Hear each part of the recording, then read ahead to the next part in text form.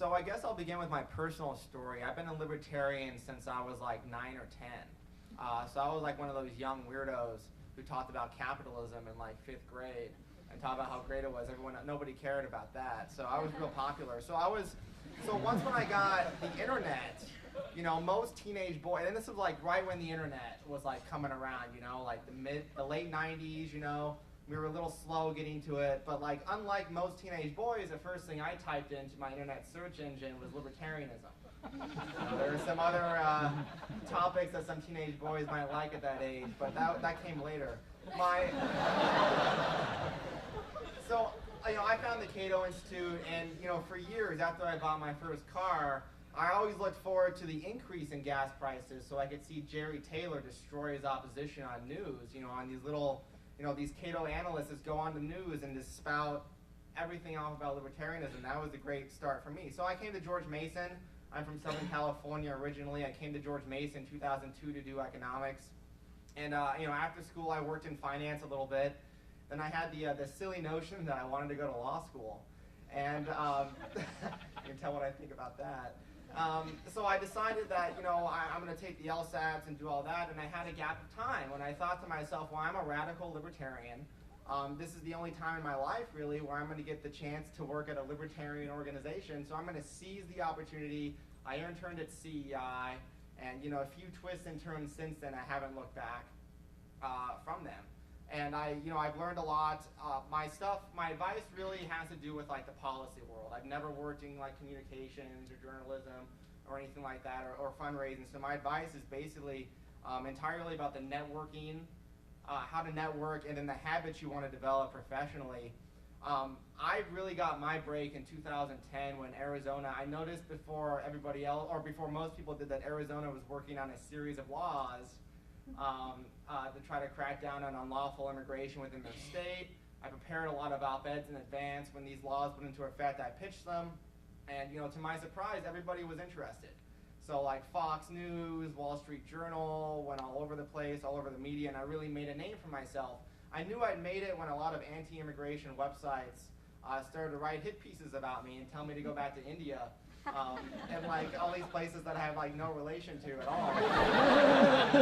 So that was when I knew that I'd really sort of made it. And then Dan Griswold, who was at Cato before me, who worked on their immigration policy, he left and recommended me, and that's how I got here today.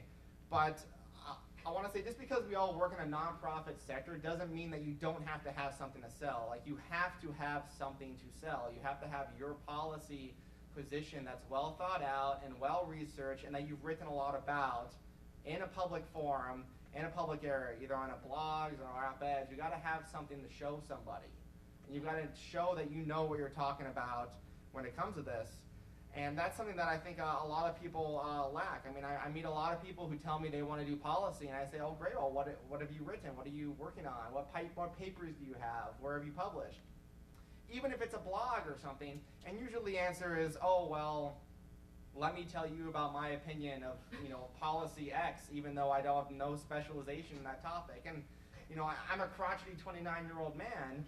But, my opinion is, if you have something to write about, you need to cultivate it in public, because you're going to make mistakes, and you're going to sound foolish, and you're going to get that feedback from people who know a lot more than you and who are smarter than you. And you need to get that feedback in order to cultivate your own position. My first recommendation for that is, get it written, don't get it right. You can get it right later. You can develop your ideas over time. You can develop them publicly. You don't have, the first piece of writing that you do doesn't have to be the calculus of consent, or it doesn't have to be, Adam Smith's The Wealth of Nations. They wrote a lot of things, and Adam Smith and James Buchanan wrote a lot before they developed their masterworks. So, get your stuff out there first, get it critiqued by people who are better than you, and, go from there.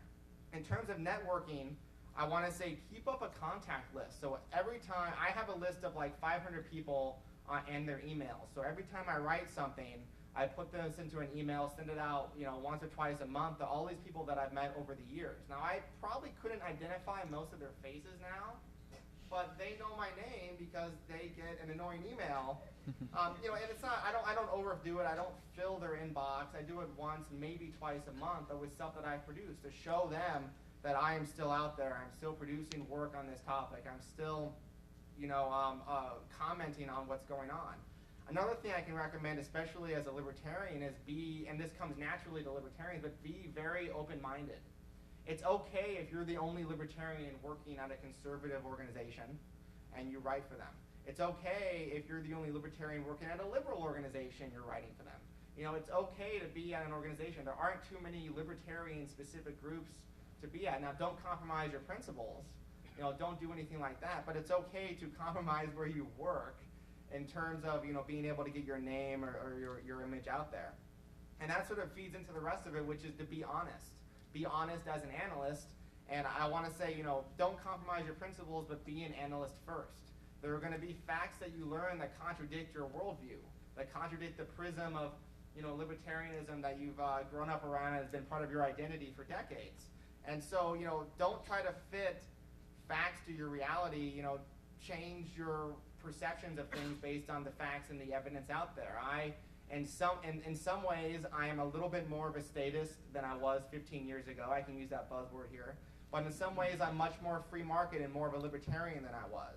And I think I'm smarter and better for it because I've honestly approached a lot of these issues. So that goes to read lots of things that you disagree with. Read the opposition and read them intensely and take their ideas seriously. If you read, in my field, in immigration, the stereotype is that all these anti-immigration people are just a bunch of crazy racists. And, it's very easy to dismiss somebody or their ideas or opinions if you think that. But take their ideas and opinions seriously. Don't dismiss them just because they sound like a bunch of cranks who hate all foreigners. No, seriously consider what it is they have to say and, disagree with it. And if it turns out that you are wrong about something, then you have to change your opinion in order to suit that. You need to be honest about that. And that sort of goes to, being able to surround yourself with people who are smarter than you, people who are better writers than you. I mean, I'm not a very good writer. It does not come naturally to me to write op-eds or to write policy papers. I have to really work at it. But I've been fortunate to be surrounded by lots of good editors and lots of good people who can give advice over the years. Ivan Osorio at the Competitive Enterprise Institute, my boss Ian Vasquez here, Gene Healy, lots of people here over at Cato have helped me develop my writing skills and have given great advice and still continue to edit my things as we go forward. And when it comes to networking, I want to say figure out this sounds kind of weird, but figure out who you want to be and then try to meet that person. So that sounds kind of odd, but find the policy area that you're interested in, find your favorite analyst in that area and try to meet that person. And be open and upfront about it. People love, as an analyst, I really enjoy it when people come up to me and say, hey, Alex, I know you wrote this. Tell me about this, get to know me. I really actually appreciate that. It strokes my overly large ego. And everybody in this town has an enormous ego, myself especially. So go and do that. Everyone likes to hear that you are reading their stuff. So go and meet that person. When I was like a young analyst and I didn't know very many people around town, I think I might have even been just an intern at the time. I walked into Cato for some meeting like this during the midday afternoon. I met the communications guy at the time at Cato, Chris Moody, and I told him that I worked on immigration and that I wanted to meet Dan Griswold, who worked on immigration. He took me right upstairs to go meet him, and I walked into his office and chatted for 30 minutes and developed a great relationship with Dan. And when Dan left Cato, 4 years after that, he recommended that I take a spot. So it's not necessarily about meeting a quantity of people, but you've got to find the right people who do what you want to do, and then you can learn from them and be critiqued by them and learn down the line. So I guess my main takeaways are work a lot and work often, produce a lot, and produce it in a public forum so you can get criticized. Be honest with yourself and everybody else around you. Don't come off as somebody who knows it all, because I guarantee you don't. And when it comes to networking, try to meet the people who you most want your career to be like. Ask them questions, learn from them, and if you do that, I think you have the best shot at trying to make it in the policy world in DC.